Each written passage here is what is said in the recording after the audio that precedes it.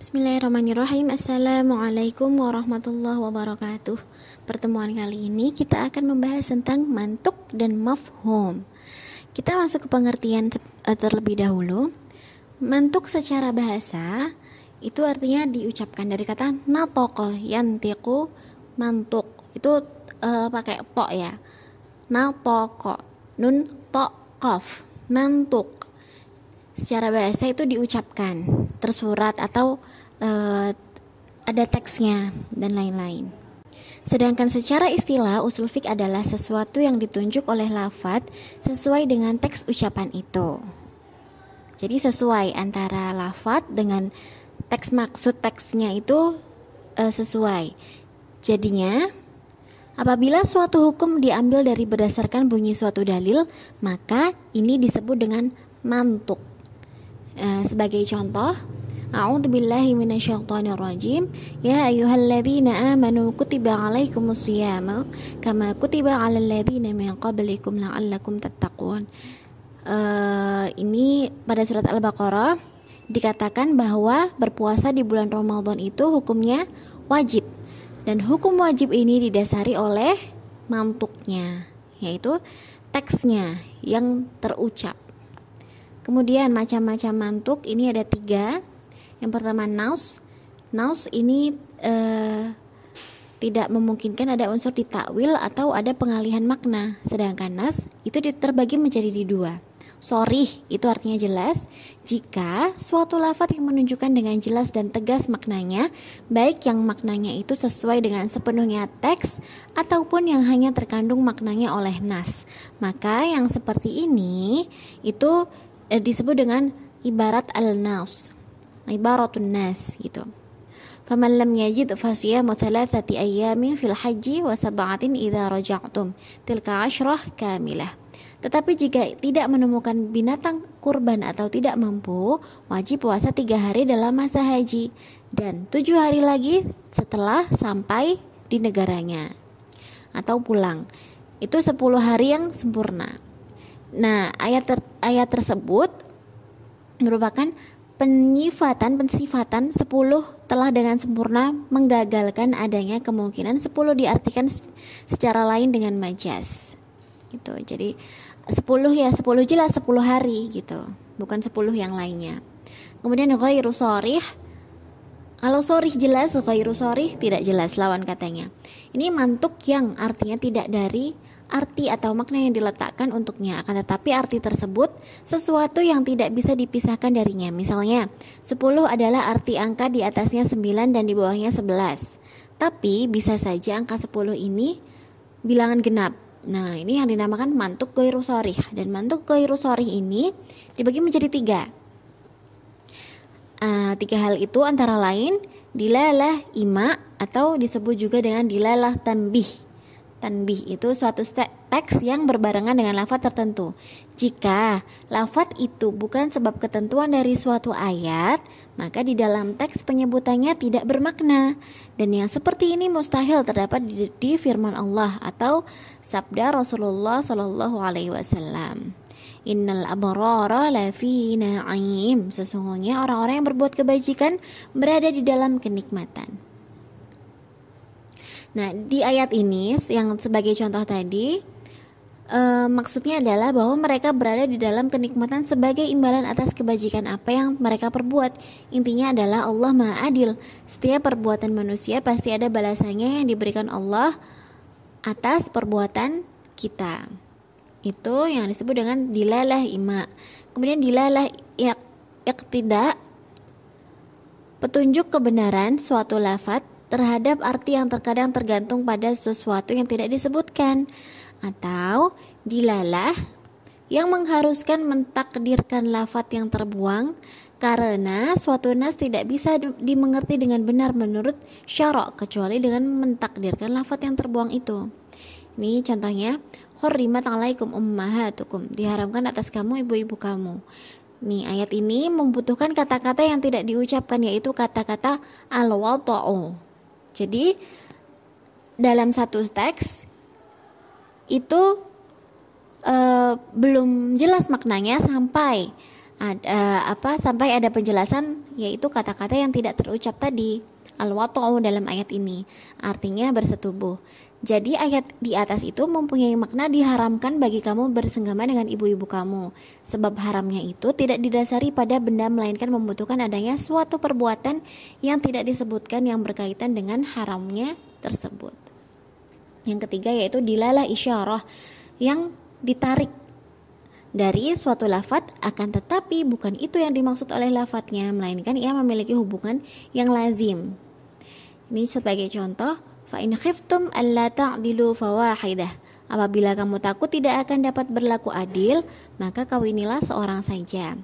Ayat ini maksudnya adalah bahwa seorang laki-laki yang pasti yakin tidak akan bisa berbuat adil bila mempunyai istri lebih dari satu, maka hukumnya tidak halal untuk mempunyai istri lebih dari satu. Kesimpulannya, ketika berbuat adil kepada istri, hukumnya adalah wajib secara mutlak. Dan begitu pun sebaliknya, apabila berbuat aniaya, itu hukumnya haram. Kemudian yang selanjutnya itu zahir. Tadi yang A nafs, ya, yang tidak memungkinkan ada unsur ditakwil. Selanjutnya ini ada zahir, itu lafadz yang menunjukkan suatu arti yang dapat segera dipahami ketika sudah diucapkan, tapi memungkinkan disertai arti lain yang lemah. Karenanya, zahir sama saja dengan nas di dalam hal penunjukannya terhadap makna yang berdasarkan pada ucapan. Tetapi dalam konteks lain ini berbeda dengannya, karena nas menunjukkan hanya satu makna saja secara tegas dan tidak mungkin akan menerima arti lain lagi gitu. Sedangkan zahir, selain menunjukkan suatu arti ketika sudah diucapkan, ia juga memungkinkan arti lain yang walaupun lemah. Sebagai contoh, faman ittara ghayra baghi wala 'adiyan fala itsma 'alaihi innallaha ghafurur rahim. Tetapi barang siapa dalam keadaan terpaksa sedang dia tidak menginginkannya dan tidak pula melampaui batas, maka tidak ada dosa baginya, sesungguhnya Allah Maha Pengampun lagi Maha Penyayang. Ini ada kata baghin. Itu artinya jahil, yang berarti bodoh dan tidak tahu, dan zalim, yang berarti melampaui batas. Tapi penggunaan untuk kedua arti ini lebih tegas dan populer, sehingga arti inilah yang disebut dengan kuat atau rojah. Sedangkan arti yang pertama lemah atau marjuh. Yang setelah zahir ada muawwal. Muawwal ialah suatu lafadz yang diartikan dengan arti marjuh atau lemah karena ada sesuatu dalil yang menghalangi maksud arti rojah atau kuat. Terdapat perbedaan antara muawwal dan zahir. Zahir diartikan dengan arti yang rojah karena tidak ada dalil yang memalingkan kepada marjuh. Nah, sebaliknya juga gitu. Muawwal diartikan dengan arti marjuh karena ada dalil yang memalingkan dari yang rojah. Gitu. Rojah itu kuat. Kemudian wakhfid lahuma janaha dzulli minar rahmah. Dan rendahkanlah dirimu terhadap mereka berdua dengan penuh kesayangan. Ini ada kata janah, bukan janah surga ya, tapi ini janaha. Bukan jannatun, bukan, tapi janaha. Janah aslinya memiliki arti sayap, sedangkan zul berarti rendah. Akan tetapi ayat ini lebih condong diartikan dengan rendah hati atau tawadhu kepada kedua orang tua, melainkan tidak diartikan dengan arti yang pertama. Ya. Kemudian kita membahas mafhum secara bahasa. Ini dari kata fahima yafhamu. Fahima paham artinya. Nah, mafhum bisa dipahami atau tersirat. Mafhum menurut istilah usul fiqh itu sesuatu yang ditunjuk oleh lafadz di luar teks ucapan. Maksudnya suatu hukum yang diambil tidak dari bunyi suatu dalil tetapi dari makna yang tersimpan di dalamnya. Fala taqul lahuma uff. Janganlah kamu berkata terhadap kedua ibu bapak. Ayat ini tidak diperbolehkan mengatakan itu disebut mantuknya. Kenapa mantuk? Karena sesuai dengan lafadz ayat atau teks ayat. Nah, adapun tidak diperbolehkan memukul ibu bapak adalah hasil pemahaman dari larangan mengatakan dari ayat ini yang disebut dengan mafhum.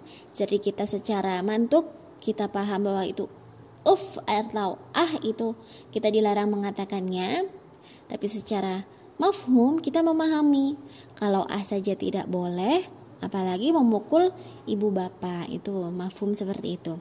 Jadi bisa dipahami, lafadz adalah cetusan dari makna-makna. Terkadang maksud dari sebuah lafadz bisa sesuai dengan yang terucap atau yang tersurat secara jelas, maka yang seperti ini disebut dengan mantuk. Nah, yang terkadang dimaksud oleh sebuah lafadz bukan yang terucap atau yang tersurat, tapi makna atau maksudnya itu tersirat. Nah, itu disebut dengan mafhum. Butuh pemahaman. Ada beberapa macam, ada 2 diantaranya.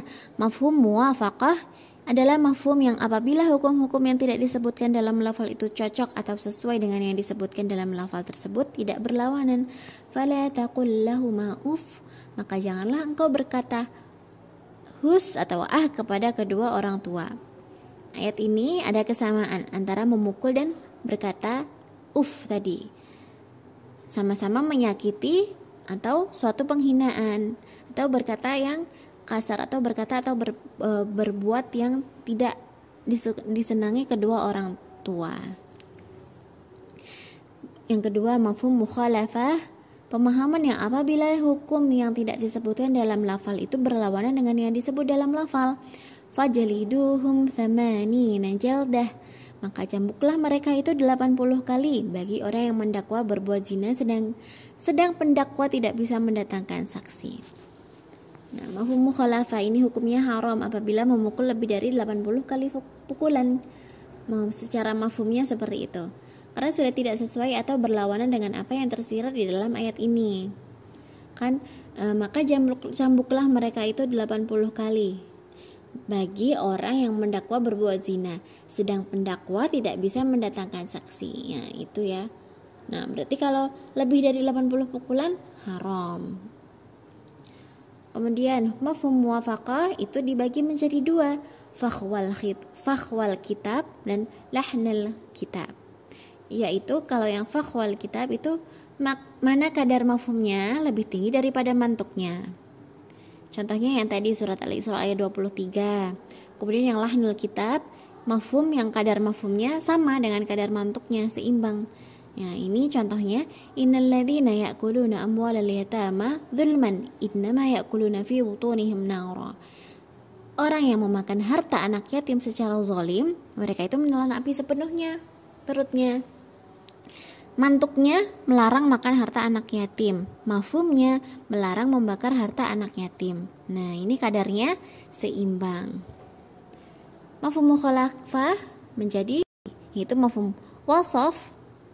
Ini wahalailu abnaikum alladzina min aslabikum. Diharamkan bagimu istri-istri anak kandungmu atau menantu. Mafhum mukhalafahnya anak-anak yang bukan berasal dari sulbi sendiri seperti anak susuhan. Ini ya, mafhum wasaf itu yang diharamkan ininya. Kalau mafhum ghayah, contohnya fa in talaqaha fala tahillu lahu min ba'du hatta tankiha zawjan ghairah. Jika suami mentalaknya, sudah talak yang kedua berarti ketiga ya, maka perempuan tidak lagi halal baginya sehingga dia kawin dengan suami yang lain. Nah, mafhum mukhalafahnya, istri yang sudah ditalak 3, bukan suaminya lagi yang mentalakinya. Kemudian mafhum syarat. Mafhum syarat ini wa in kunna awlati hamlin fa anfiqu alaihin. Jika mereka atau istri-istrimu yang sudah ditalak sedang hamil, maka nafkahilah mereka. Mafhumnya, mafhum mukhalafahnya, jika istri-istri itu tidak hamil. Ini syarat. Kemudian mafhum adat. Fajliduhum 80 jaldah. Nah, ini mafhum mukhalafahnya paling sedikit dicambuk atau didera itu 80 kali. Kalau yang mafhum laqab, ini firman Allah, Muhammad adalah utusan Allah, Muhammadur Rasulullah. Mukhalafahnya selain Nabi Muhammad. Nah, seperti sabda Rasulullah, gandum adalah termasuk jenis yang harus dikeluarkan zakatnya. Mafhum mukhalafahnya selain gandum, gitu. Demikian penjelasan tentang mantuk dan mafhum. Intinya mantuk dan mafhum ini bisa berdampingan, bisa setara, bisa salah satu lebih tinggi dan lain-lain. Seperti itu ya, semoga mudah difahami. Jika belum paham, silahkan diulang lagi penjelasan dari saya atau bisa ditanyakan di grup WhatsApp. Demikian, wassalamualaikum warahmatullahi wabarakatuh.